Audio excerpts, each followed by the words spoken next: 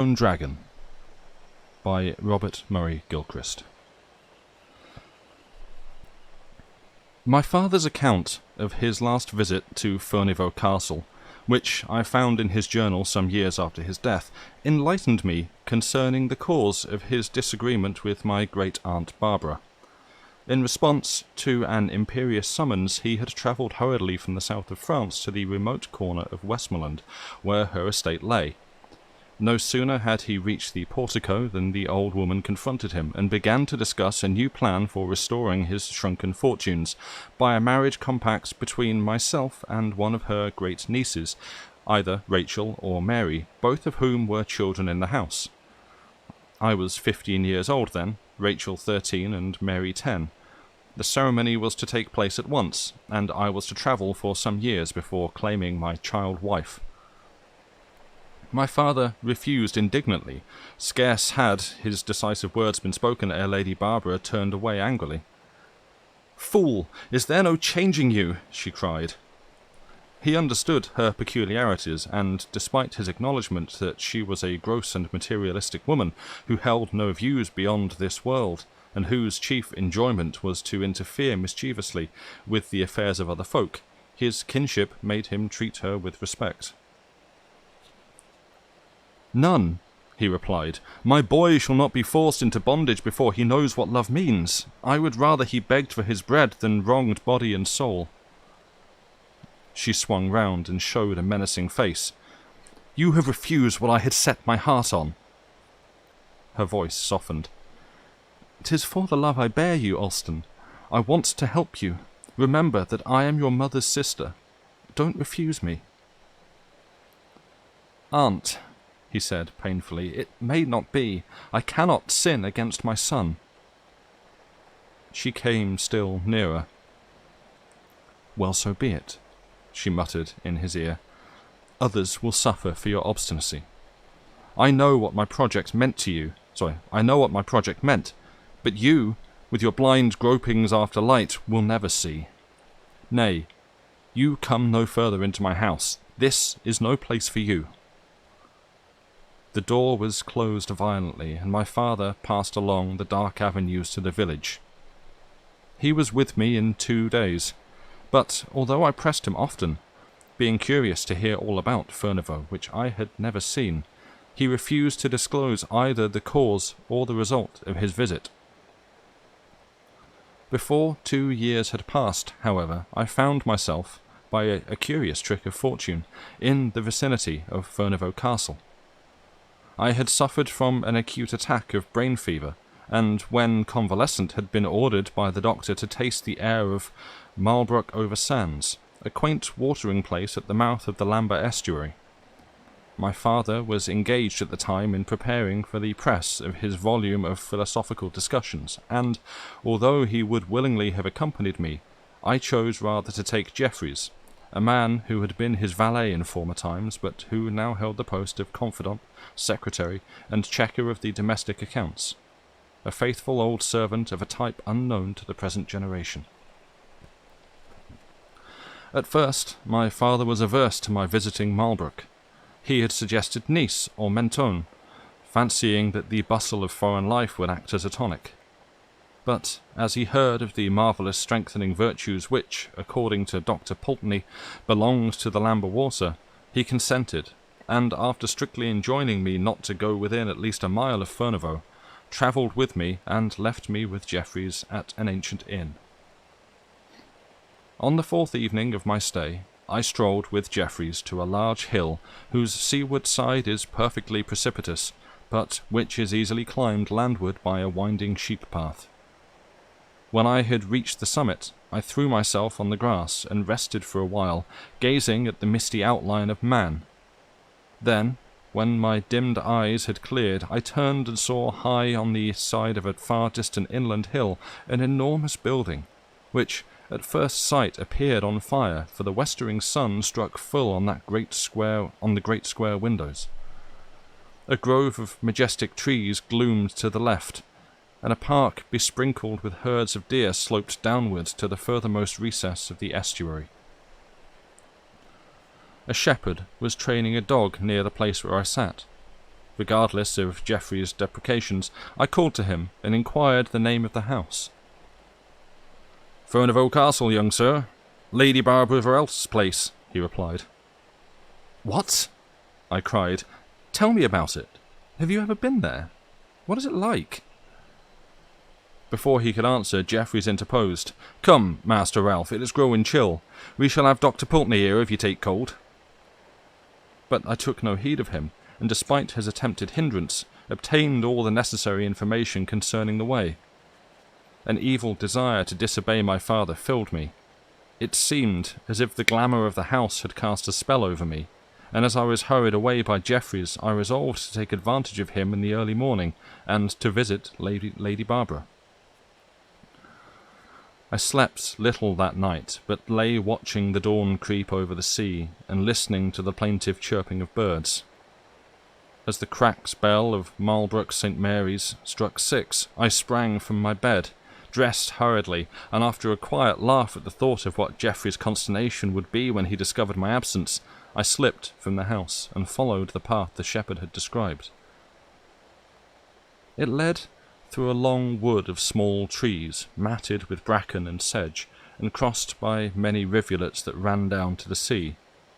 There was much honeysuckle, so sweet that life grew absolutely perfect. I gathered a large bunch, wherein lay many bees, and chanting extemporary rhymes, I hurried onwards. When I reached the terrace of Furnival, it was nearly breakfast time. The hall door, half open, revealed a vista of ancient pictures. As I knocked there timidly, an ancient serving-man in fawn livery appeared. Something, perhaps my resemblance to my father, amazed him, and he bade me enter at once. "I wish to see Lady Barbara Varelth," I said. He ushered me into a small white-panelled room. "Her ladyship will be with you very soon," he replied. Meanwhile, I arranged the honeysuckle in a large china dish. As I was doing this, a slight noise disturbed me, and, looking up, I saw a white-frocked little girl eyeing me very intently. A black Persian cat lay in her arms, rubbing its head on her shoulder. "Cousin Mary!" I cried. The child dropped the cat and ran forward to bring her tiny mouth to mine, but even as she kissed, footsteps came, and she drew back alarmed. I took the honeysuckle and flung it all into her apron, and she, as if fearing to be seen, made for another door and disappeared. Then Lady Barbara entered. There was nothing of the patrician in her appearance. Clad in a plain brown dress with a narrow collar of lace, she might well have passed for a housekeeper who had no liking for bright colour. Her face was round and russet, with a broad, low forehead that was covered with an intricate network of wrinkles. Her eyes were small and sherry-coloured, and her teeth, which, as I heard afterwards, were natural, glistened like regular pieces of ivory. Altogether she struck me as a sharp, bargain-driving countrywoman, with a good deal of craft and an underlying vein of sarcastic humour. As she saw me, she curtsied very low. "So you are Ralph, or Rafe, as I love best to say it," she said. "Well, you are very welcome here, though your father and I got across at our last meeting. But I suppose he has thought better of my proposal and sent you now." Here she looked at her watch, a massive gold and crystal globe that swung from her girdle. "The girl is a long time," she exclaimed. Before I could open my mouth to declare the truth about my father, a rustling of silks came, and a girl swept through the doorway. She was about 15 years old, but might well have passed for 20.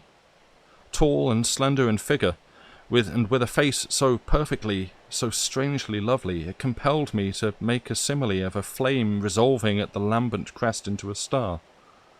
She moved towards me, and, with no assumption of modesty, threw her arms around my neck and kissed me.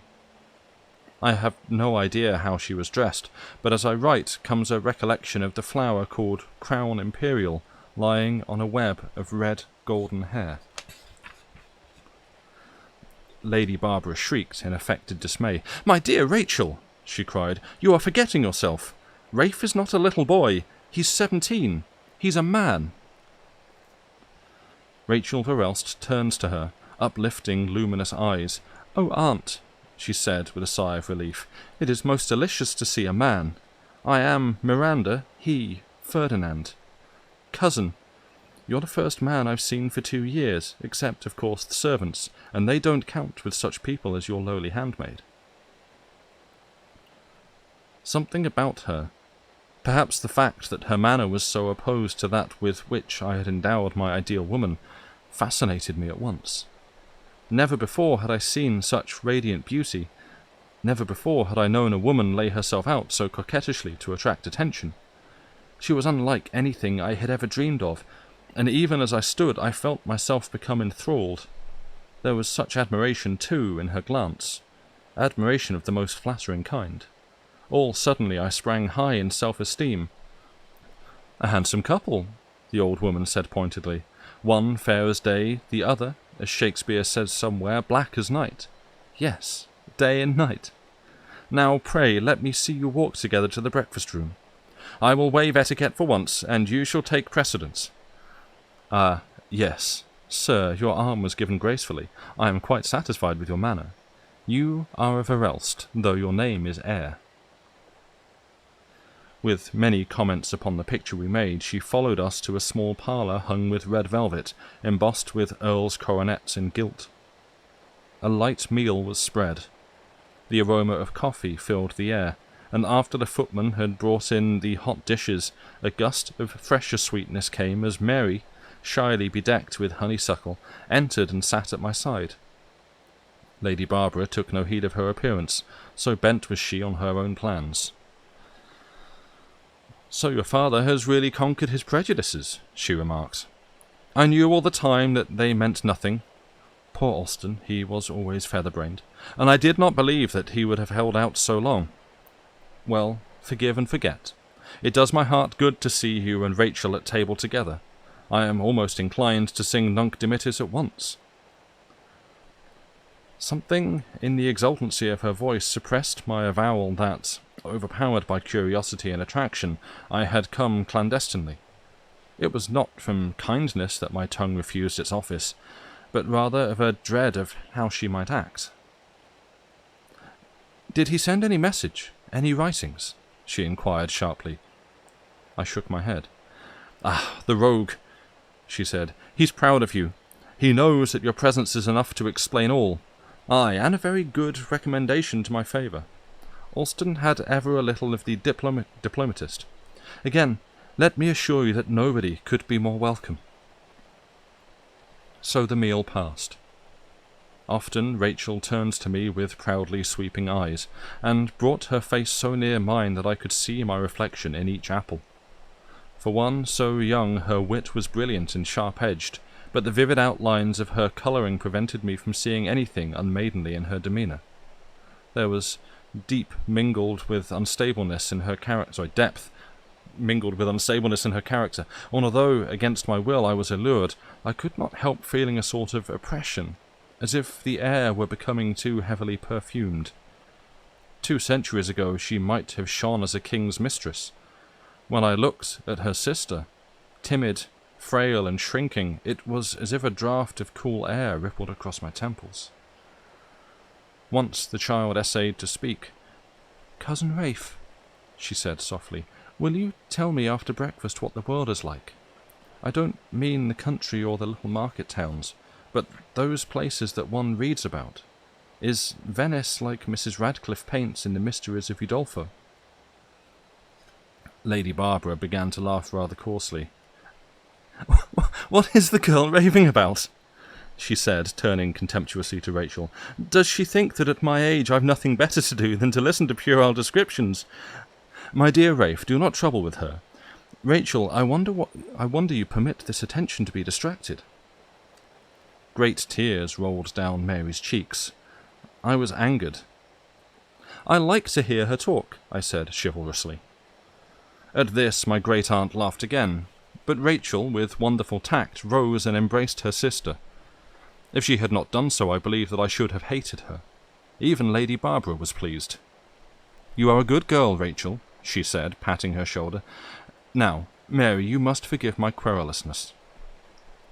She took Rachel's hand and drew her from the table. As she reached the door, she paused. "Rafe," she said, "you can amuse yourself till noon? Rachel writes my letters and manages everything for me, so I must take her away. Mary, make your cousin's stay here as pleasant as you can. Show him all over the house and gardens, or anywhere so long as he's entertained. If you care to ride, order the ponies." But Mary, as soon as we were alone, led me to the open window. A flight of stairs descended from here to an old garden where busts and urns surmounted columns of fluted marble. A spring, prattling over many-hued stones, crossed the middle of this and deepened into shallow pools that were edged with irises and flowering rushes. "Let us sit beside the dragon at the wellhead," she said. "It is my favourite dreaming place, and I will ask you all I want to know. I am not tiresome to you, Cousin Rafe," she added with downcast eyes. A second. Our spirits rose. Ere long I was chasing her up and down the maze, quite forgetful of the gravity of 17, and attempting at each corner to grasp her flying skirts, but ever failing intentionally out of compliment to her lightness of foot. Her paleness had quite disappeared, and as she laughed at me through the legs of the yew peacocks, she looked like a young nymph. She soon began to sing hurriedly in a silvery voice in imitation of some gaffer. "When first I went a-waggoning I did go. I filled my parents' hearts full of sorrow, grief, and woe. And many are the hardships that I have since gone through. So sing woe, my lads, sing woe. Drive on, my lads, yo-ho. For you cannae drive a wagon when the horses wanna go." Every word came clear and distinct. Scarcely, however, had she begun the second verse than the sound of an approaching vehicle silenced her. We looked down the avenue and beheld a trap drawn by a bony white horse. It drew up near us. A familiar voice accosted me. "Master Ralph?" To my surprise, it was old Jeffries, very haggard and with eyes more sad than reproachful. "Oh, Master Ralph," he said, "come back at once, for God's sake. There's just time to catch the boat if you don't linger a moment. Word came this morning that my poor master was dying." His voice broke into sobs. Turning hastily to the child who stood aghast at my side, I gave her one quick kiss, and then sprang up to the seat, forgetful of all save the great catastrophe. Part 2. You're too kind. When I reached home, it was to find my father dead. Had I arrived an hour sooner, I should have had the gratification of holding his hand in mine during the parting moments, and have heard his last words. But my act of disobedience had prevented this, and by my secret visit to Furnival I had lost what would have been one of the dearest recollections of my life. He had died thinking of me, and, as the last struggle began, had stammered out that I was to yield myself entirely to the written instructions contained in the secret drawer of his writing desk, and intended for my eyes alone. Therein, I found myself directed to spend the years intervening before my coming of age at a tiny estate in northern Italy. He had purchased it several months before his death, and having such use for it in view, had furnished the house comfortably, and revived the faded glories of the library. Bound by a solemn command, I was to live retired from the world, and not to present myself at Furnival whilst Lady Barbara Verelst lived. The manuscript concluded mystically. "I have known that in your youth she will cross your path, an unscrupulous woman who cares for naught so long as her heart's desire is fulfilled. The stars declare it. Perhaps, even as I write, she may be weaving the fatal web that is to destroy life and happiness. But the line of fate runs on straightway.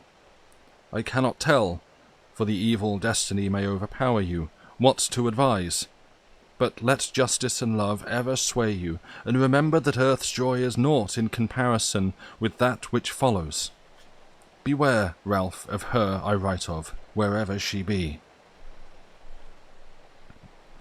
Overpowered with grief, my first impulse was a petulant and unreasonable fury against those with whom I had passed that delicious summer morning. So angry was I with the cause of my disobedience that I did not even write to Lady Barbara, and after my father's funeral I started at once for the home he had chosen. Here I passed 7 years of irresolute work. The management of the estate was entirely in my own hands, and I worked in a desultory fashion amongst my people, earning their affection and being as happy as any man who has no aim in life.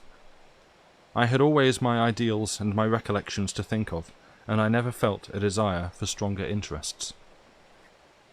At last came a time when all this ceased, and I became terribly depressed. Who can trust presentiments? I have had so many true and so many false, that I have alternately believed and disbelieved in these supernatural powers in which foolish people place such absolute trust. We spent many hours in mourning over catastrophes that never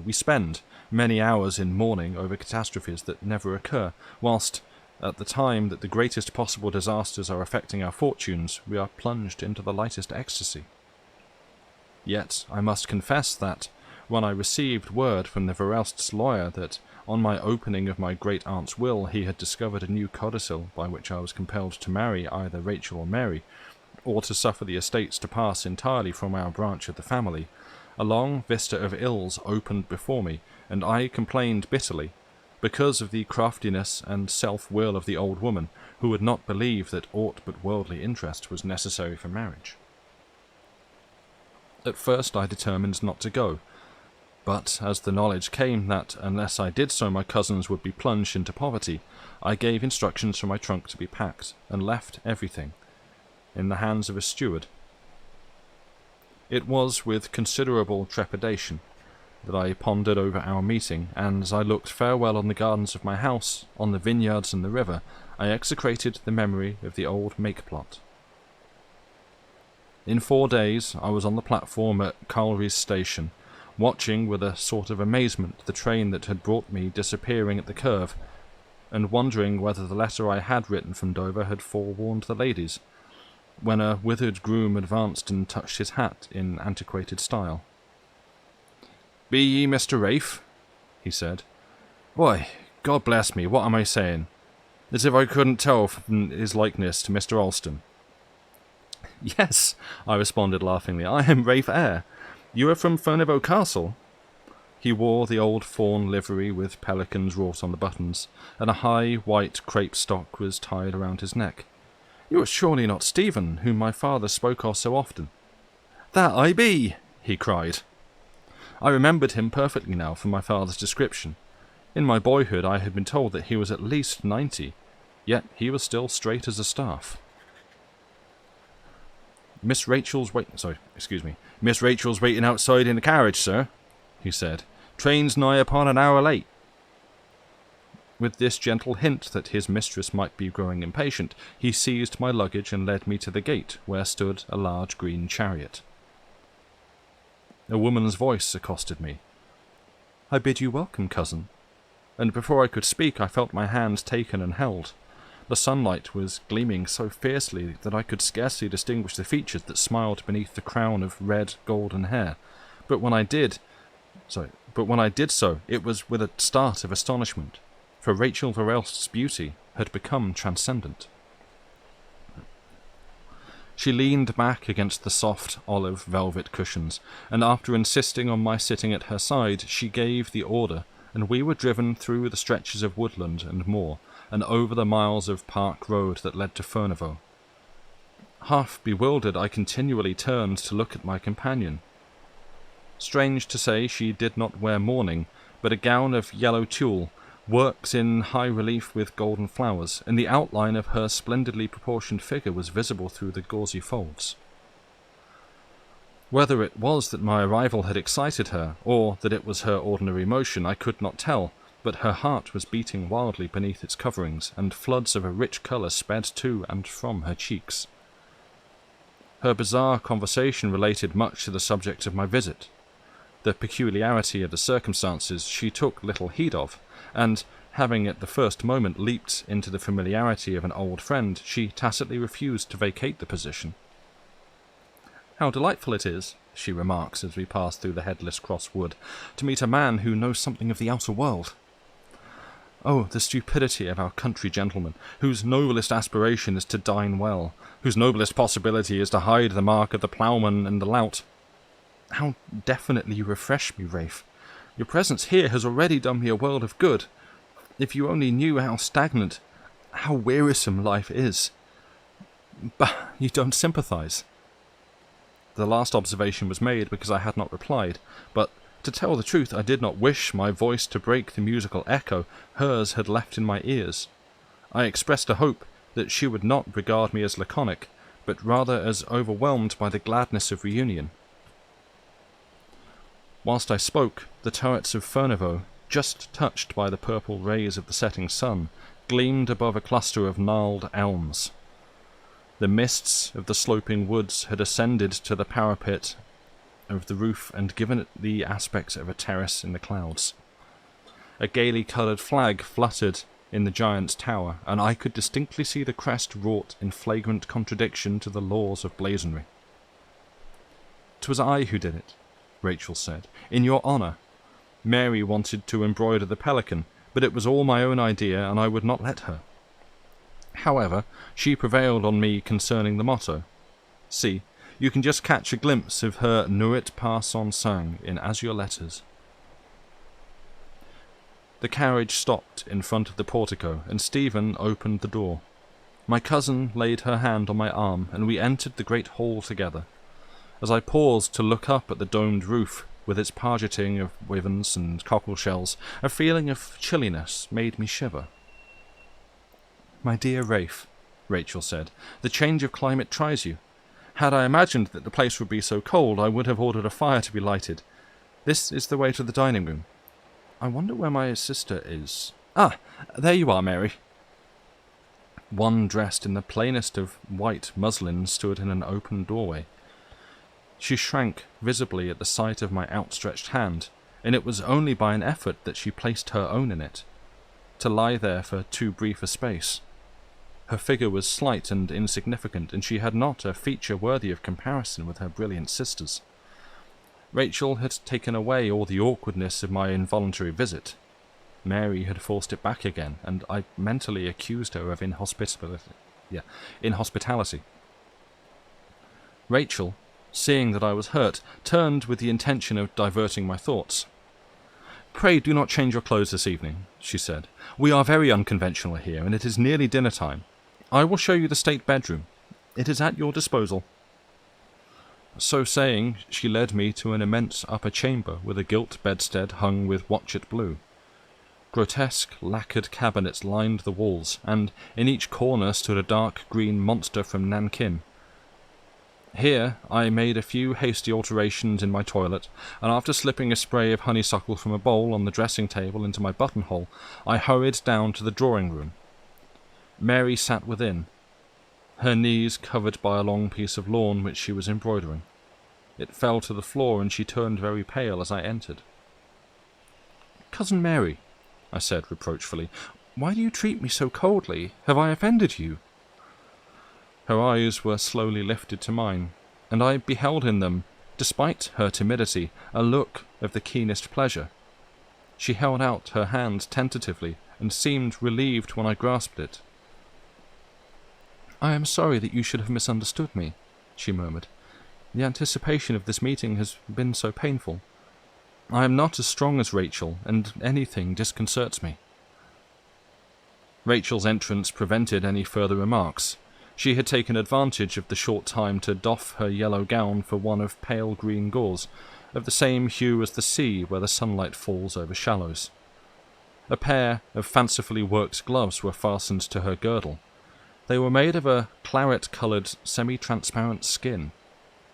With a laughing reminder of the ceremony we had used as boy and girl at our first meeting, she accompanied me to the table, where the meal passed in delicious interchange of thought, during which, although Mary neither spoke nor seemed to listen, I could well understand that she was appreciative. When I returned to the drawing-room, Rachel's look was mischievous. Mary had evidently been reproving her. "You should judge me, Rafe," she cried, holding up her hand so that I might see what she had done. The gloves she had worn at the belt covered them now. They were awkwardly made, and on the back of each was worked a silk picture of a dagger and a vial. "They are tragic accompaniments," she said. "Mary has been scolding me for wearing them. She declares that they will bring me ill luck. Do you believe in such nonsense?" She did not wait for my reply, but continued. "They were made of the skin of a murderess gibbeted in these parts 120 years ago. Old Barnard Verelst insisted on having a piece. He wanted to cover a book with it, but his wife, whom tradition reports as a real she-devil, insisted on having these gloves instead. Between ourselves, the result was that she poisoned her lord, but as he was very old, nobody was much the worse." And mirthfully arching her mouth, she passed the gloves into my hand. A strong repugnance to touch them made me immediately drop them on a side table. Rachel's originality carried her into strange humours. I was not sorry when the lamps were brought. They were of curious Venetian make, with round shades of silver lattice-work filled in with cubes of gold-coloured glass. Their soft and pleasant light enhanced Rachel's personal charm. She went to the piano soon, and calling me to her side, began to play. Never had I heard such wild and fantastical music as the first three melodies. They were Russian, savage, rough airs which fretted me to unhealthy excess of inquietude. After the third, by which the soul is wrought to such a pitch that it is hard to refrain from shrieking, she began a plaintive air with a grotesque rhythm. "This is the tune the gnomes dance to on the hillside," she said. "Here they emphasize the step. Now they float around and round in rings. Now the king is performing alone, and they are all watching. My favourite is that one with the white slashed doublet and crooked face, with a moustache so long that it pricks the others. Ah, well," with hands brought down clashingly, "they must all creep through the bronze door. So!" Then, playing another unfamiliar melody, she began to sing Shelley's Love Philosophy. I scarcely dare attempt to describe her voice. Poets have dreamed of its likes. Heard them, I may swear, never. It was almost unearthly in its pathos, and tears were streaming from my eyes ere the first verse was ended. How she could sing so purely I cannot tell, but it seemed as if to the accompaniment of music all the dross were purged from her spiritual nature, and an innocence left, unsullied, as that of our first mother ere she sinned. As the song went on, a fuller harmony sustained her, and looking around, I saw that Mary's hands swept delicately over the strings of a harp that stood in shadow. I leaned back, delivered to perfect delight, but just as my head pressed the cushion, a sob came from Rachel's lips, and rising hastily, she pressed her hand over her face and hurried from the room. Mary followed her, but returned almost immediately.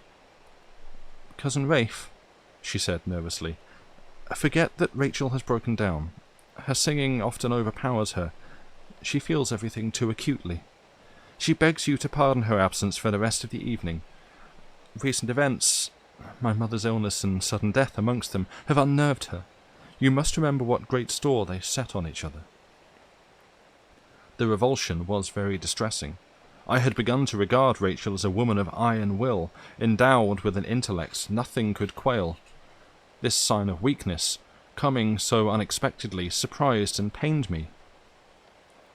Had I been more closely connected with her, I would have sought her chamber and drawn her head to my breast. As I sat, the moon began to rise over the further hills. The rays slanted into the Italian garden where, 7 years before, Mary and I had played like young children. She had returned to her harp and was drawing forth soft chords. The night, however, became so beautiful that I felt I must breathe the outer air. "Let us walk together," I said. "Show me the dragon and the maze where we ran, and the lilies and flowing rushes. The heat of the room oppresses me." She led me silently down the broad stone stairs. The dragon was unchanged. "We will sit here," she said, "and you can tell me everything that has happened in the last few years. I have nothing to give in return, for my life has been placid from the very beginning, and the only great excitement I ever had was when you visited Furnival before. Rachel says that I have a small soul. It must be so, for the quiet content of this place suits me well. I suppose that I am one of those weeds that root themselves firmly anywhere. Each thing about here I love as if it were a part of me. Now, forgive me for my tediousness, and tell me everything." Thus bidden, I began the story of how I had spent the intervening time. There was little worth telling. It was a brief and simple record of dormant faculties and aspirations, when my highest desire had been for undisturbed sleep. Mary listened in silence, and when I had finished, looked up. "But the awakening has come now," she said very gently. "A new future is thrust upon you. Your life will no longer be as it was." Somehow, as she spoke, my head moved nearer hers, and before she could draw back, my lips had pressed her cheek. She rose, gasping, then turning on me a look of surprise and wonder, she hurried away. Perhaps some reminiscence of our former racing came to her, for I heard her laugh, light and long and silvery, as her gown glimmered through the yews. When I retired to my room, it was not to sleep. A conflict was raging in heart and brain. Rachel was undeniably the more beautiful. Indeed, she was by far the most beautiful woman I had ever seen, and her wit and power of fascination were incomparably superior to Mary's. She evidently believed that I must choose her, and so I had fully intended to do, until a tone in Mary's voice and a quick, responsive beating of my own heart told me that it could not be. Mary had never imagined that I should take her in preference, but I knew now that whatever love lay in my nature must be placed in her keeping. I had discovered that I wanted no mental stronghold to surround me, but a wife, tender, loving, and dependent. Uncertain whether a declaration would or not be premature, I decided to leave the castle early next morning, and to reflect for at least a month on my decision. Rachel had acquired a strong influence over me, and I dared not venture to free myself from her bonds without tightening my armour. So, rising almost before daybreak, I set out in secret from the village inn, dispatching a short note. "My dear Rachel, do not attempt to fathom the motive which compels me to leave Furnival. Impute it, if you will, to flightiness. I was always fond of doing strange things. I shall return in a month today. Ralph Eyre." My meditating place was Northern Hall, a small manor house situated about 200 miles away. I had inherited it from my mother. It stands in a little park outside an antiquated market town. I had installed Jeffries, my father's old friend, and he was living out the remainder of his years in ease and solitude. He was standing in the walled rose garden when I reached the place.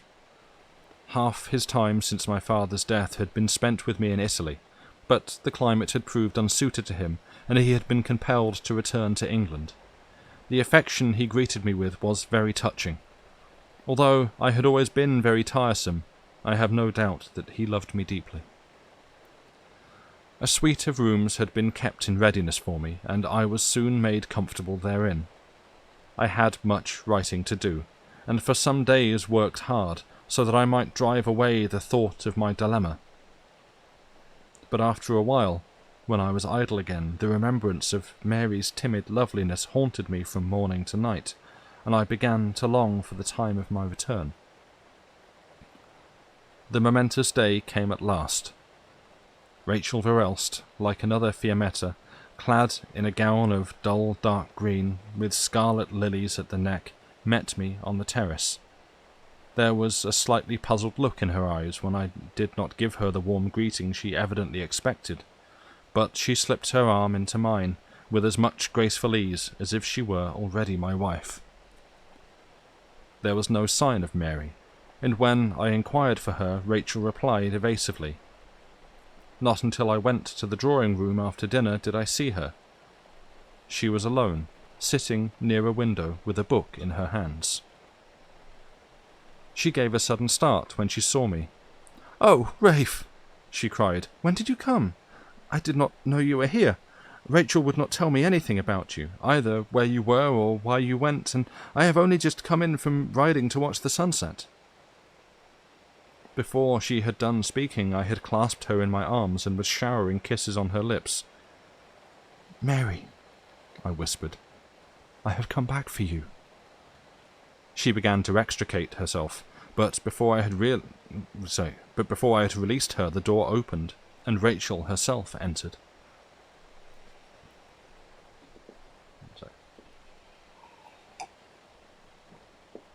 Part 3.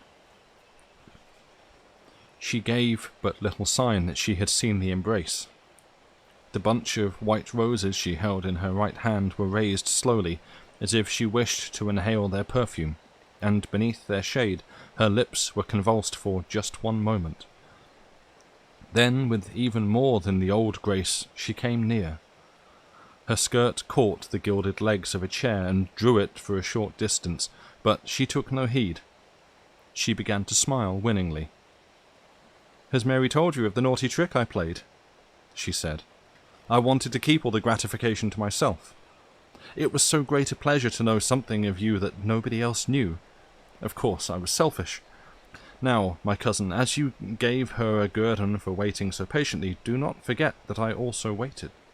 Not with patience, for I have chafed terribly, but still, every awakening has been fraught with the knowledge that a day nearer our meeting had come." And she held up her mouth, sweet and ruddy as the lilies on her breast. I kissed her. Seeing that I made no motion to encircle her with my arms as I had done to Mary, she clasped her hands at the back of my neck, and again brought her lips to mine. "There is nothing wrong in my kissing you," she murmured inquiringly. "When women kiss, it is mere passionless duty and affection, but when I kiss you... Oh, Rafe, I cannot say it." I saw Mary's reflection in a mirror. She was standing, wan and wretched-looking, by the window. When she knew that I was watching her, she moved quietly from the room. Rachel laughed nervously as the door closed. It is well to be alone, Rafe. I never thought that I should feel the presence of a third person such a restraint, but so it is. I cannot breathe freely with you unless I have you entirely to myself. Now, I wish to know what you have been doing away from me, or rather, for of course I do know all about it, I am dying to hear the words you have to say to me. Not divining her meaning, I hesitated. I do not understand you, I said. She laughed again, this time very sadly. Somehow, I felt that she was murdering her scruples. She raised her fan and struck me lightly on the shoulder. "Dear Rafe," she said, "I know well that you are overcome with a kind of reluctance to declare yourself. Why then should we temporize? You have not known me for so short a time as not to see that I love you with my whole heart and soul." The last words came in a hoarse undertone. Then, with her flushed face downcast, she left me, turning once at the door to see if I followed. But being almost petrified with amazement, I did not move. I had never thought sufficiently highly of myself as to believe that Rachel would really love me. I knew that she might marry me to retain the estates, but not for one instant had I imagined that I could stir her passion. The knowledge filled me with dread. Although she charmed, nay, almost magnetized me, my pulse beat none the quicker because of her presence, and I felt blinded with excess of light. A desire came for the soothing Mary's voice alone could give, and I too left the room. Old Stephen, stiff as the mailed figures in the hall, was pacing outside the door. His 80 years of service had given him the freedom of the house. He divined my intention. "Miss Mary is in the garden," he said. I went to the stone dragon, convinced that I should find her there. I was not deceived. She was sitting on the sward beside the monster, her head resting on his scaly back. At my approach, her face lighted up, and she rose to meet me. "Forgive me for being so weak," she murmured coyly. "I could not bear to see you kissing Rachel. I am foolishly jealous, and it followed so quickly after—" "Dear Mary," I said, "let us forget it all. Tonight I would leave the precincts of the house. Let us walk together to the moor. There is a British camp somewhere near. It will be just the place for a solemn vowing. Show me the way." She led me through the intricate maze to a door in a moss-covered wall, which opened on a barren path. This crossed a mile of park, and then reached a broad and hilly stretch of moorland. Here the track was sunken between gravelly banks. At some distance rose a mound, on whose top stood 3 cromlechs. When we stood against the largest, I took her right hand. "I, Ralph Eyre, swear solemnly that all my life shall be devoted to your happiness." Mary's voice, soft and trembling, followed. "I, Mary Verelst, swear solemnly that all my life shall be devoted—" A harsh cry interrupted her. Turning sharply, we saw Rachel herself, covered with a long grey cloak whose hood had fallen back. How she had followed so silently I never knew. It may have been that she had unwittingly chosen this as a night walk, but whether or no, her presence here was the work of some evil genius. She was haggard, and as the moonlight fell on her distorted face, I saw that her eyes had contracted so much as to be almost invisible. One hand was tearing the flowers from her throat, the other moved automatically in front. "Rafe!" she muttered. "Rafe!" Mary came closer and passed her arm around my waist. She was nearly fainting and required all my strength to support her, but I was impotent as a newborn child and could only grasp her elbow with nerveless fingers. "Is this the end?" Rachel asked. Her voice was dull and monotonous. "Answer me quickly. Don't you know what a woman's heart is? Is this the end of all I have prayed for? This refusal of my passion?" I strove to speak. My teeth chattered. "I am not an heroic woman, noble enough to wear the willow in peace, and to pass my prime in the doing of good deeds. God forgive me, my nature is small, so small that you have consumed its virtue. If only my love would change to hatred, I could endure it better." With this, she moved rapidly away. Some minutes passed in silence.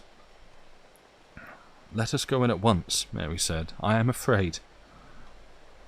We returned to the castle. As we reached the postern door, Rachel's grey figure rose before us again. Her attitude was threatening now, and her voice clear and loud. She thrust out both hands to show that she had donned the skin gloves. "Am I attired for tragedy?" she cried, "or is it because of the devilry in my soul that I desire evil things about me? See, they fit better now. My fingers are swollen, with bitterness if you like." Nearer she came. Mary flung her arms around me, and despite my endeavours and entreaties that she should move, leaned closely on my breast. "She shall kill me first," she said quietly. "My body is yours." Rachel's eyes were flaming sullenly. "I am denied," she said. "Had you died before this moment, I should have been a maid all my life. Had you vowed celibacy, I would have loved you still, though the world lay between us. As it is—" With one powerful effort I forced Mary aside and stood facing Rachel.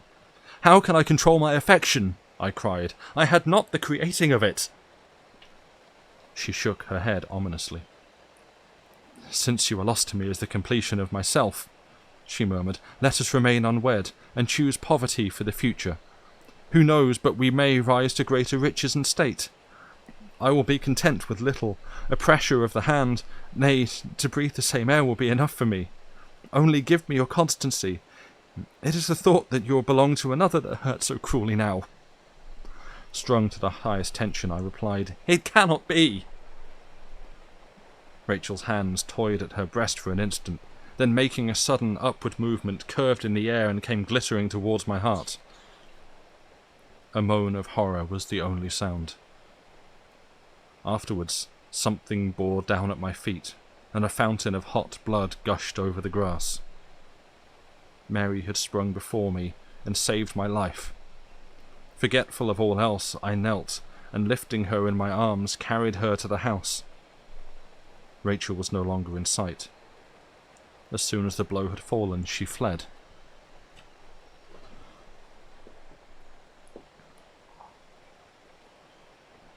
The bells rang from daybreak.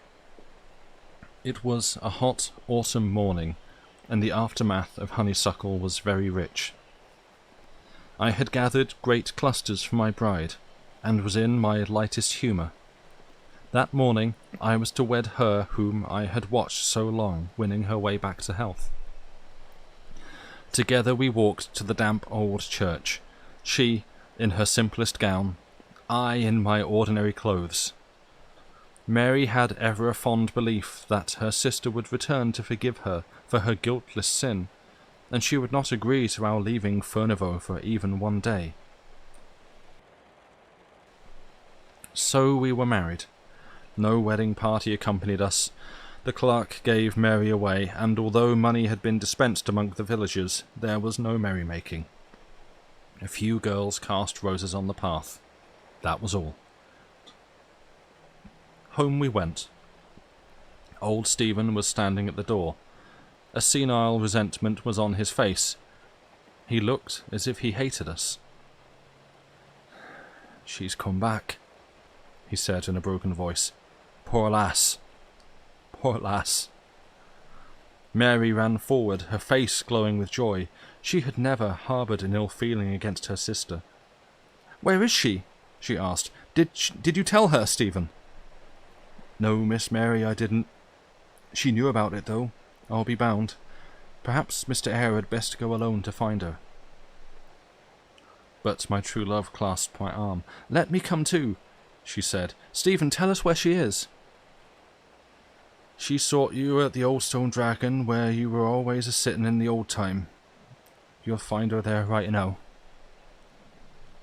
The man burst out sobbing as we hurried down the staircase.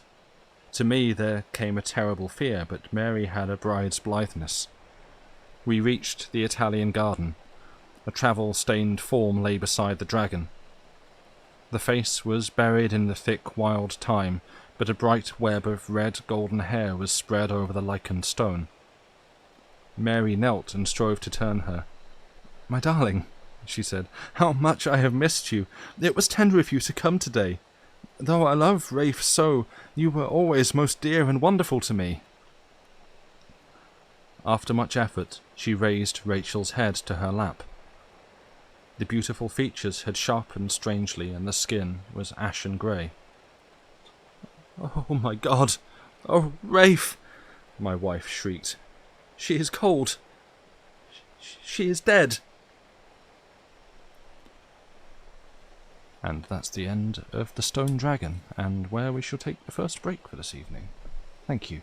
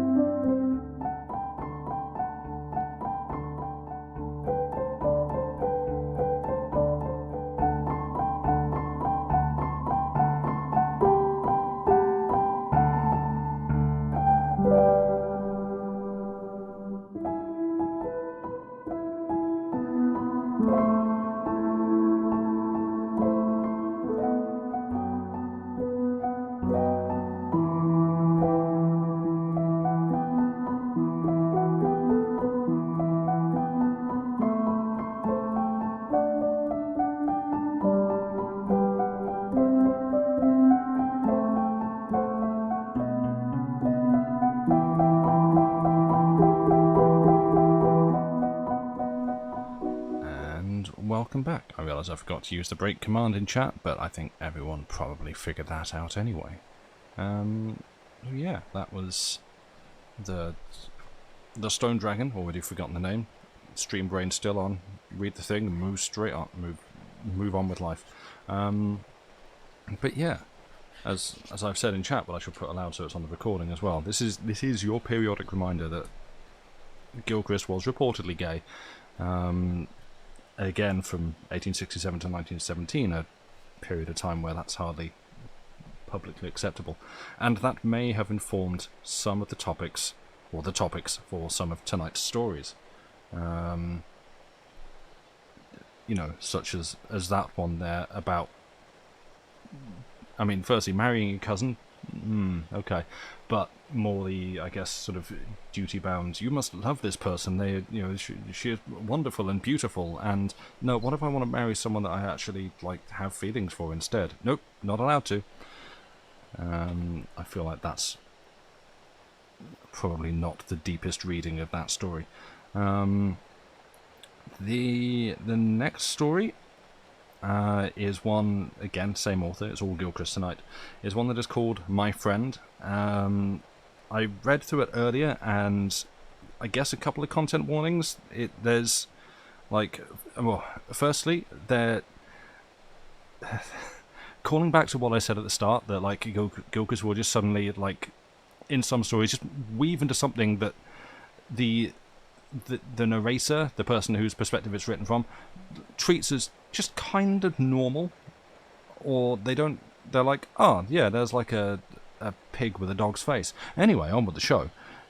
Or in this one, back to the content warning, there appears to be, unless I'm completely misreading it, misunderstanding what's going on, some kind of human sacrifice ritual thing that's going on that just gets casually dropped for a paragraph and then never spoken of again. And everyone's just kind of normal with that, so I guess that's the thing that comes up. And also a little bit of talk of suicide and sort of suicidal thoughts, which I always want to bring up and highlight, because if that is something that makes you uncomfortable or is, some kind of a risk or trigger for you, then yeah, don't feel that you have to stay here and listen. But yeah, you are amongst friends, and it's completely understandable, whatever you wish to do to make yourself comfortable. Also, yeah, Ray Tracer, hey, hello, welcome. I saw you come in while I was reading. Obviously couldn't acknowledge it, but yeah, welcome. Hope you're doing well. And actually, while I think of it, Speedy, I don't think I actually thanked you for the sub before the stream started. Thank you very much for that. Very much appreciated. Yeah, hope... I guess you said your battery was running out, but I hope the hospital appointment's going well. Yes, love themes and interpretations. Yeah, well, see if you can spot the subtext of this one. As I go on to read the next story, which is My Friend by Robert Murray Gilchrist. They have just told me that I cannot live beyond midnight. But this is no confession of guilt. Knowing that I was soon to see an unknown land, and that the friend I had won, the first and the last, loved me so dearly that he would be unhappy unless his hand were clasping mine. Did I sin in my desire that he should go forth and be waiting for me? A fortnight ago I met him in the street. His head was hanging, his gait dejected. He was talking to himself. I stood watching him. As he approached, long before he really saw me, a change came over him. His figure grew erect, his face sharpened, his lips closed. He smiled strangely as our eyes met, and I felt exultant in the knowledge that such spontaneous gladness should never degenerate. I took his hand, and held it so long that the townsfolk looked and laughed. "Gabriel," I said, "I have been dreaming of you again. I thought we had gone together to spend Sunday on the naze of Blakelow." A warm flush of pleasure spread over his face. "Yes," I went on, "and you said in my dream that it was the last of the vignettes." He had a way of calling our short holidays vignettes. And I replied that this was on a grander scale. He laughed, though I am sure he did not understand. "If only you would go," he made answer. "I feel that I should be so much better for the mountain air." I am out of tune with all the world but you. I can start soon, in 2 hours if you will." So we met later. I looked on his dark face, and my heart leapt out to him.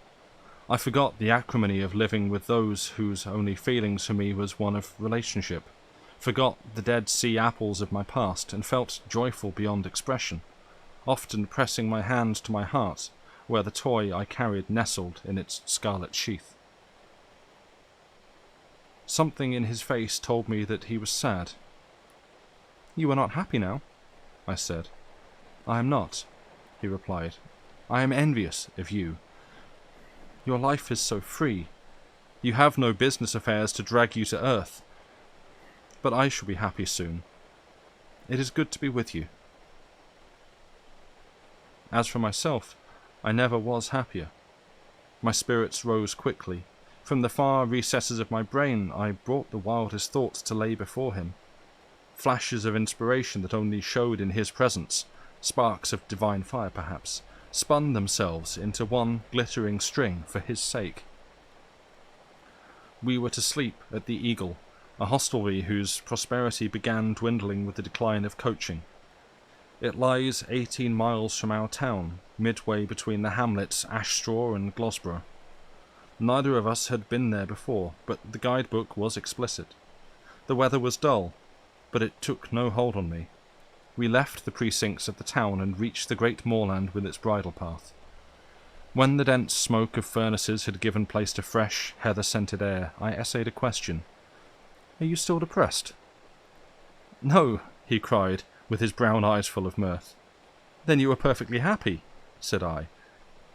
It was always gratifying to be assured of this. "I cannot be otherwise when I have left the town with you," he said. And at this I took his arm, for it was always less painful to myself when I walked close to him. We began to talk of our dreams.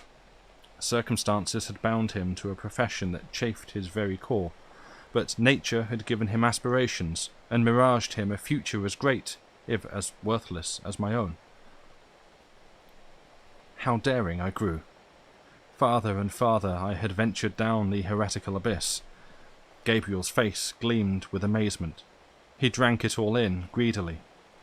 Was it not curious that I, who knew how fast the end was nearing, should have dared to relax my hold upon those snatches of hope which are as straws to the drowning man?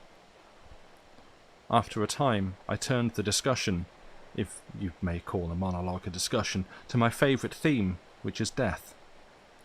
I had grown so morbid that I could pile horror upon horror. I gloated on the orthodox eternity. I drew brave pictures of my childhood Satan in his environment of fire and gloom. But after the sunset, rain came down in torrents. In 5 minutes we were wet to the skin. My clothes were old, my shoes let water. I had no umbrella, but walked under Gabriel's. Just before twilight the path left the heath, and descended abruptly to the grass-grown coach road that runs along the side of the hill they call the Silver Patines. Evening fell. The rain hissed on the heather, and the wind, catching the few gnarled thorns, drew from them a dull, sonorous cry. The river, somewhat in flood, rushed over jagged stones. A few moorland sheep were sheltering under the rocks that lined his banks. Owls, so unfamiliar with man that they rattled their wings well nigh in our faces, went whirring through the air. They started a train of abstract reasoning in me as to the doctrine of transmigration. "Ah, Pythagoras' metempsychosis," I said to myself. I am certain that my tongue was silent, yet Gabriel smiled. I was silently hurt, and, drawing my arm away, walked to the other side of the road, refusing to shelter beneath the umbrella. Soon came the knowledge that his smile contained no touch of contempt, but was only a glad movement, for that he knew himself in such sympathy with me as to apprehend my unvoiced fancy. I hastened to his side, and begged him to forgive, but the charm was broken for a time. My thoughts had withered, my words were grown unpregnant, so his happiness fled. There came a sequence of those drossy moments when silence is loathsome, yet must be. We felt them keenly. My head grew hot with grief. I it was who had snapped the golden cord. We had not walked much further before Gabriel stopped and leaned his cheek on the wet stones of the wall. "I wish that I were dead," he murmured. "I am tired." "Then shall we go back?" I said. "Perhaps it would be best. We are both wet through. The inn may be uncomfortable, the room's damp." He turned and gave me his hand. "Go back?" he gasped. "Go back? Why, I wish that I might pass all life thus." "With the shadows and the rain and the winds howling," I added laughingly, "and no home, but inn after inn, strange bed after strange bed." "No home, and you with me," he cried. "Ah, I could forget everything if you were with me." By now we could see nothing afar from us. At intervals, a sound as of heavy hoofs asplash on the road warned us to go warily. Ever and anon we waded tiny gullies. Thrice blasts of warm air, from the air in which we were going, fluttered about my cheek and my hands. I fancied and said that these were disembodied souls hustled by the storm. Gabriel could not feel them, and when I said that another and yet another had touched me, he held out his hands without avail. The wind piped with a shriller sound, changing its tone to one that mystified me, for we had passed the region of trees. Long-drawn sighs came first, then chords of broken melody, then whisperings, as it were in a foreign tongue. Why, we were nearing some druid stones. 10 yards to the right they stood, in a perfect circle, stately and tall, their bases hid in ling. Again, a change in the wind's song. 1,000 shrieks, as though men were being tortured with sharp knives. I turned to Gabriel and spoke. It seemed as if my voice leapt with the storm. "Gabriel," I cried, "what is it?" His wan face came near to mine. "I hear nothing," he said. "Come, let us hurry, it is getting late. They may not let us in." Then the change had come into his voice, too, a troubled note, as if a dread had swept over him. "You are not afraid?" I said lightly. He made no reply. Suddenly, as I listened, the heavens were rent from end to end, and a flash of lightning leapt out, to laugh and dance and gambol on the hilltops, and then skip hissing across the river. A sacrificial hymn was beginning at the circle. A naked and bleeding victim was bound to the altar. Fire and water were there. The long-bearded priests shook their white robes. The sharp knife glittered, and my own stiletto waxed heavy as it strove to draw me downwards. I lifted my hand, just to touch the smooth pearl handle. Again the skies opened, but with only a momentary gleam. One glance of the almighty eye, but it was not so swift as to prevent me from seeing the face of the sacrifice. "They have taken him away," I faltered. "He was at my side an instant ago." Gabriel drew me away. He was shivering. For the first time that night I thought of his health. "Let us run," I said. "Give me your hand." He lowered his umbrella. It was of small use now, for the wind had risen. And then, hand in hand like young children, we ran together. It was delightful, but we were tired. So our feet were soon stayed, and standing at an abrupt turn of the valley, we were aware of a lonely light agleam in the darkness. The light of the first house we had remarked since our nightmare town. It disappeared ere we reached the threshold. A signboard flapped uneasily, and we found that our journey was done. It was a vision of gables, with dormers and oriels. Immense beams with here and there upheld a sodden thatch.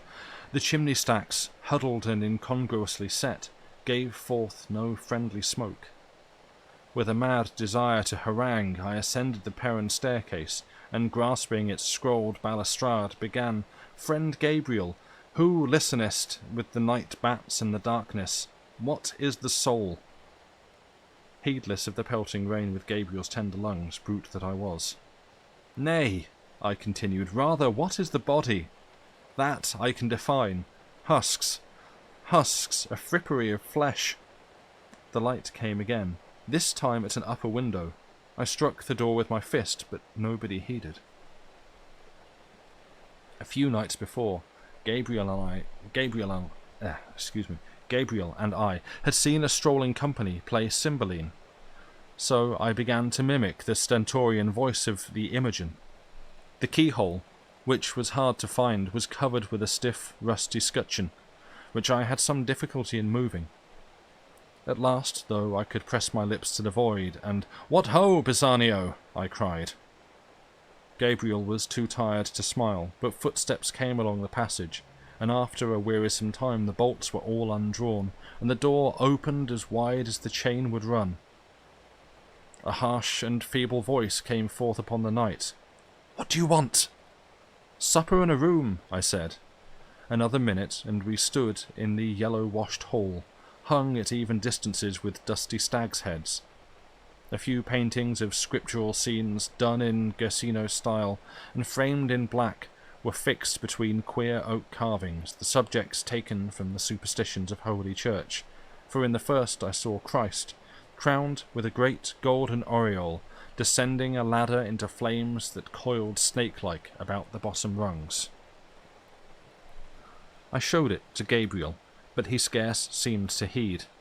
His eyes and mine were fixed on the woman who stood looking at us, the candle held above her head. To tell the truth, I never saw a stranger creature. She wore a long gown of amber cloth, padded voluminously but unbuttoned at the bosom and showing her brown, wrinkled throat. Her feet were shoeless and were covered with grey stockings. Her face was profoundly unhallowed. There were remains of marvellous beauty, unparalleled eyes, pure and light blue and unfathomably deep, under white, knotted, bushy brows. No other feature did I note, save loose, prehensile lips and rippling flaxen hair that fell, like a young girl's, in great locks over her shoulders. In truth, she had sinned monstrously, and in punishment thereof nature had gifted the most alluring of her sweetnesses with a perenniety of youth, so making her a frightful anomaly, a terrifying death and life. She stood bowed, her mouth twisting, her eyes falling with inquiry on me. Gabriel she scarce observed, and I know not what in myself attracted her. I was excited, and could scarce repress my mirth. Yet, when I think of it, how oddly laughter would have run along the mildewed passage. How Sarah in the painting of the angel's visit would have smiled a grimmer smile. After a while, sighing heavily, she turned and led the way to a great room. Here she lighted 2 candles on the central table and, bidding us wait for a little, disappeared. We could scarce hear her movements grow more and more distant. I sat on a tiny settee. How cold it was! Whilst Gabriel wandered about, lifting the candle at times to the Italian landscapes painted on the panelling. "The Colosseum!" he cried suddenly, "and not ruined, but in its full pride. See, I can't understand this." He drew me towards the picture. Poor Gabriel was always a lover of art. I looked, and was amazed to see the building I had so often dreamed of glistening in the moonlight. But my gaze was not so deeply interested as his, and, leaving the picture, it fell upon the miniature of a young girl above the mantelpiece. A host of memories came. My eyes grew dim, my chin trembled. Surely the likeness was familiar. Yet it could not be. The woman with the web of flaxen hair, Lenore, whom I had lost but never loved, Lenore whom I had forgotten years ago. Lenore with a rose, a lust flower, a flower of volupty, warming the iciness of the breasts it glowed between. Lenore! Lenore! Lenore! I could not show it to Gabriel. It was not Lenore. How should the portrait of the holy witch, who slept so peacefully, encounter me here of all places? Fie! An instant, and I had fallen to speculating as the jack-o'-lantern of my folly played, when the hostess came back. She bore a pan of live coals and a bundle of sticks. These she threw on the hearth so that a bright flame was soon leaping giddily up the chimney. "Gentlemen," she said, "your chamber is making ready. Supper shall be laid anon." Gabriel and I went to the fireside now and stood in the heat. He was silent, but not unhappy. Indeed, the gleaming of his sunken eyes went far towards dispelling the passion awakened by the miniature. Again the woman entered, this time with a laden tray. She drew the table nearer the fire, and, having spread the cloth and arranged the quaint china, produced from a large press dishes of old-fashioned confections. Rose petals, cluster berries, and almond comfits. Also, there were birds dressed in a way that I had never seen before. We grew very hungry at the sight. A sense of possession came over me. I was the host, Gabriel the guest. I assumed the honours. "Pray, make yourself comfortable," I said, and we both laughed until the lamplight fluttered. He could laugh best, with the most single-heartedness. Outside, the wind cried like a beaten child, and the gusts in the corridors were as mournful as the last breaths of a dying man. As no rain beat upon the windows, I surmised that the weather was fair, and I drew one of these sombre curtains. But I could see nothing but blackness, so with a shudder and a joyful thanksgiving that we were indoors, I went back to the table. The collation done, I rang for the dishes to be removed. When, after a long time, the woman came, her suspicious curiosity was gone, and she moved in apathy. As she left us for the last time, after placing 2 logs across the andirons, she curtsied foolishly. "Gentlemen," she said, "the door of your chamber opens on the first landing. The fire is burning there. You will see the reflection when you wish to retire." Beside the hearth were 2 great leathern armchairs, shaped like sedans. Gabriel took one, I the other. They were padded deep and exquisitely comfortable. I leaned back, gazing dreamily on my friend's face, for I wanted his features burned into my brain. He enjoyed the examination, but soon distracted me by speech. "It seems 100 years since we left the town," he said. "We are in quite another world, in a realm full of romance." "Gabriel," I interrupted, as if I had not heard his remark, "will you tell me the perfect truth if I ask you something?" "Yes," he replied, "I promise, seriously." I covered my forehead with my handkerchief. I was fain to hide my look. "Then," I said, "it is this. Do you really care for my friendship?" "My dear fellow," he cried impetuously, "why do you ask? I thought you knew before now.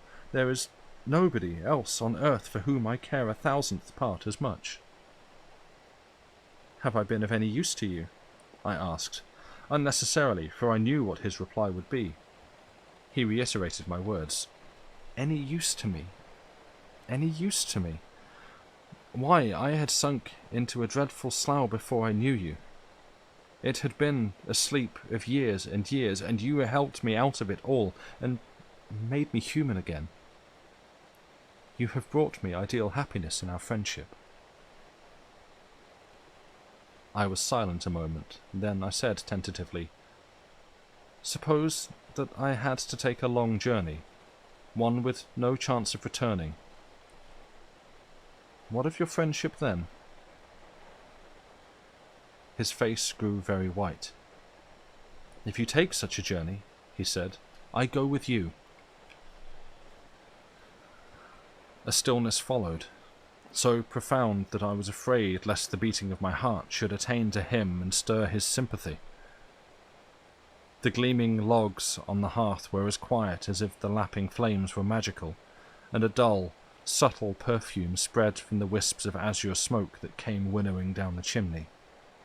The mantel was wonderfully wrought, a masterpiece in carven oak. Lilith, the wife of Adam, stood to the left, the Queen of Sheba, her feet on Solomon's mirror, to the right. On the transom, clustering and grotesque, were angels and fiends. It was in accordance with my imagination, wild and fantastic, and with no unity. I bent towards Gabriel to point it out, but seeing that, drowsy with the heat, he had let his head fall back to the cushion, and was already well nigh asleep, I strangled my remark, and began conning his face once more. What a curious forehead. It was high, not narrow, but oddly misshapen, particularly above the eyes, where the great black brows, bristling on penthouses, gave a fiercely kind look.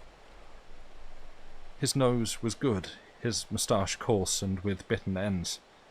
His lips were full and unequal. His chin was square. Here was nothing fascinating, save the fact that it was the face of my only friend.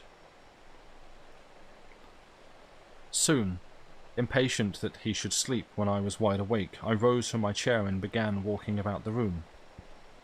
Not daring to look at the miniature again, I turned to the opposite wall.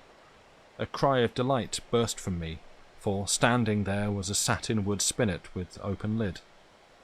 I read the label of Johannes Pullman, and the date 1781. I had cherished, from my earliest childhood, the desire of playing on such an instrument, and I drew out the needlework stool and ran my fingers lightly over the keys in an attempt to harmonize my thoughts.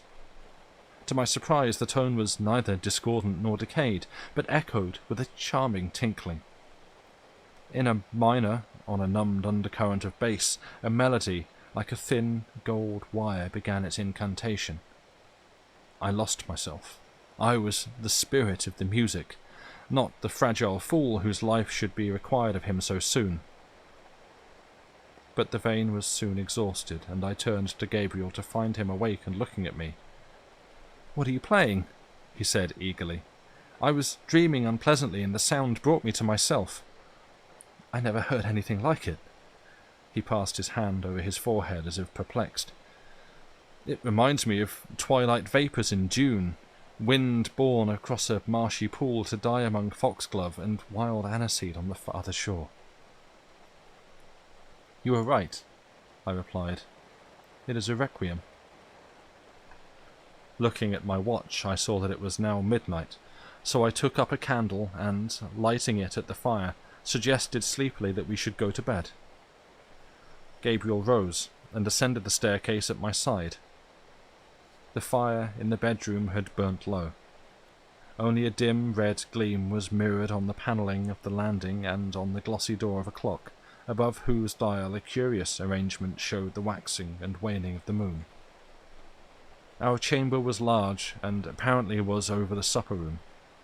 No carpet covered the worm-eaten floor, but a few discoloured skin rugs, irregularly shapen, lay about, chiefly round the cedar bedstead in the middle, where on a volant angel, blowing a gilt bugle, leaned from the top of every post. I threw logs on the hearth, and while Gabriel undressed, I lay on a couch from one of the recesses in the wall. As I rested, hot tears ran down my cheeks. Gabriel drew aside the bed curtains. I sprang to his side and took his hands. "Stay," I said gravely. "You have not said your prayers." He laughed blithely. "I never say them," he replied. I did not relax my hold. "For God's sake," I muttered, "say them tonight of all nights." His mirth died quickly. "If you will sleep better with the knowledge, I will say them."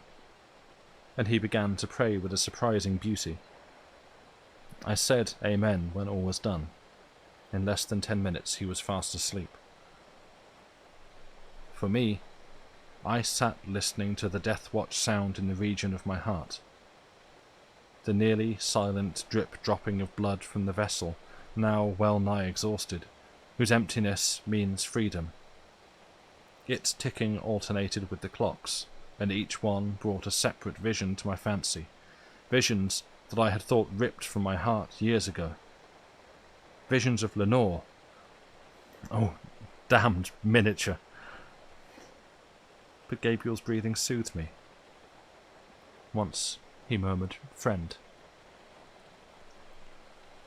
The gleaming of the hangings startled me.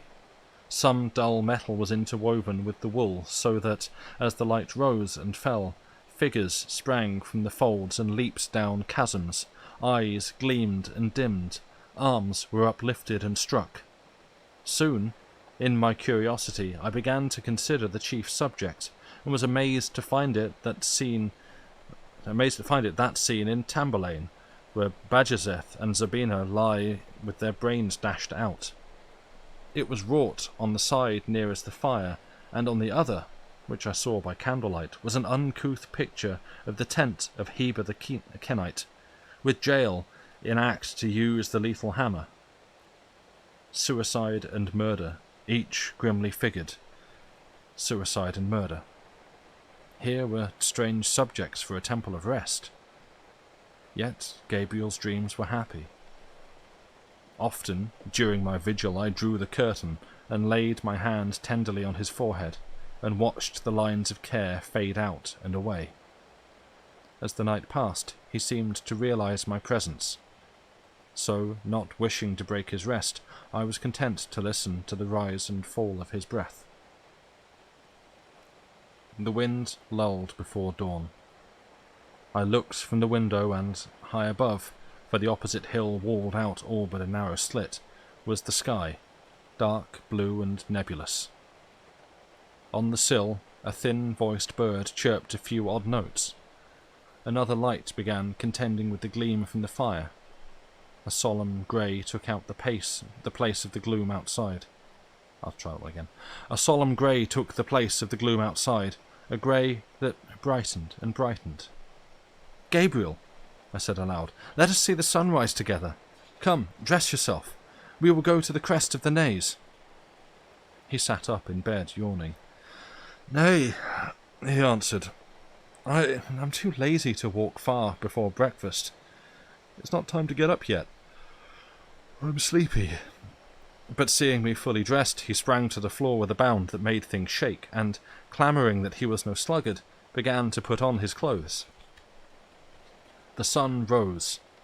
A long, ruddy haze trembled above the hill. All the stars faded, and the glitter began to creep down the side of the valley. Streamlets were leaping in the tiny cloughs, and spreading before they reached the melancholy river into brown and white mares' tails. Only that one bird with the same acid piping. When we descended, breakfast had just been laid. There was nobody to wait at table, but everything you needed was there. 'Twas a still stranger meal than that of the night before. The food was impregnated with a strong flavouring as of cinnamon. The coffee smelled deliciously, but a dish of scarlet poppies, with hearts like fingers, effused a close and sleepy perfume. We ate in silence, and having sat a while, I rang for the reckoning. The woman came, as evil-looking as ever, still wearing the amber gown. Moreover, the interest she had in me was greatly heightened, for she stood a minute gazing open-mouthed at my face, and her words were mystical. "I trust that you have slept well here," she said dreamily, "for he who sleeps here needs no more sleep on earth. But this is not your last visit." Had she seen anything in my eyes? Was she a witch? I turned to Gabriel, my heart panting. Thank God he had not heard. But when I had paid her, she plucked my sleeve and led me to a great mirror between the windows. There she pointed to the reflection of my face, which I had never seen so impassive before. I turned half angrily away, aghast but not surprised at her familiarity, for I knew her now, and she cackled dryly with a sound that better suggested wickedness than the most insidious speech. Even Gabriel was startled, and walked quickly to the door. As we stood on the threshold, to which she followed to speed us with curtsyings, I asked the nearest way to the village of Esperance, whose church, with its priest's chamber and its bells, I wished to see. "'Tis 14 miles from here, gentlemen," she said. "Pass for a good step along the river, cross at the Leppings where the water lies broadest, and when you reach the hilltop 8 miles of barren moorland lie before you. The path is a Roman road, swarded and wide. Turn at the pillar with the snake rings, go straight through the clough to the right, and there is Esperance, with the featherbed moss betwixt." She closed the door with a loud bang and left us standing in a maze.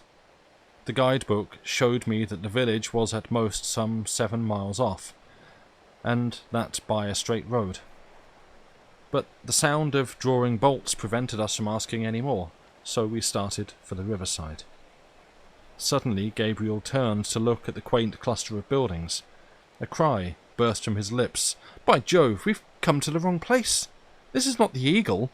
Just look at the sign." We returned. It was a long, swinging hatchment, a lozenge with proper supporters, whereon was painted an ungainly mythical creature, half dog and half bird. An inscription, "The Gabbleratch Inn," in faded gilt letters, gleamed below. But that was not all, for through a small mullioned window to the left the old woman was peering at us, and looking over her shoulder was the face of the handsomest man I had ever seen, youthful, white and with auburn hair, but so sinister withal that his gaze seemed as petrifying as a cockatrice's. We turned and fled, breathless almost, but with a fleetness I should not have believed attainable to one in my condition. Ere long we turned the foot of a crag, and to our common relief passed out of sight of the inn. "The devil and his dam," quoth Gabriel, half in earnest. The river broadened until it filled the bottom of the valley, whose walls grew more and more precipitous. Moss-covered stones, that bore the marks of ancient carving, met the path soon, and, though in places they were somewhat under water, they were distinct enough to make a crossing safe. They ended at the entrance to a gorge, along whose side a path, built of clamped flags, rose sharply to a level platform. When we reached the top, there lay a prospect of utter barrenness, an immense plain with an horizon of jagged peaks, a few scant patches of heather relieving the sameness of the red earth, the Roman road, with its green, velvety turf, stretching, like a stagnant canal, from where we stood to the furthest crevice in the skyline. A queer memory awoke in me. "Gabriel," I said, "do you know the secret of this earth?" He did not, so I told him of a place something akin to this, where, in my own childhood, the body of a girl, murdered in the first year of Queen Anne, was discovered perfectly intact and supple. The tale pleased him. "This is just the place I should like to be buried in," he remarked. His words excited me. At that instant I could have done it, painfully, but I wished above all things to spare him pain.